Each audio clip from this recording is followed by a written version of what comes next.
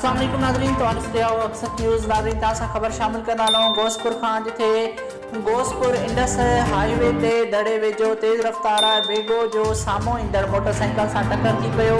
टक्कर के नतीजे में मोटरसाइकिल सवार ॻोठ गुलाम रसूल डाहाणी जा रहवासी असगर अली बिजाणी और मुनीर डाहाणी सख्त ज़ख्मी थी पिया। ज़ख्मियुनि खे शहरनि पारां खणाए शहर के रूरल हेल्थ अस्पताल में आंदो वियो, जिथे ज़ख्मियुनि खे इब्तदाई तिबी इमदाद ॾिनी वई। खेनि गणथी जोगी हालत में सखर के हेर अस्पताल ॾांहुं मुंतकिल कयो वियो। ॿी तरफ़ इतला पवण बैदि हद जी पुलिस कार्रवाई करे बेगो ड्राइवर के गिरफ्तार करे गाड़ी पंहिंजी तहवील में वठी वाक़े जी एनसी दाख़िल करे जांच शुरू करे छॾी आहे। रिपोर्ट करे आहे दिलबर अली भयो, हक़सत न्यूज़ गोसपुर।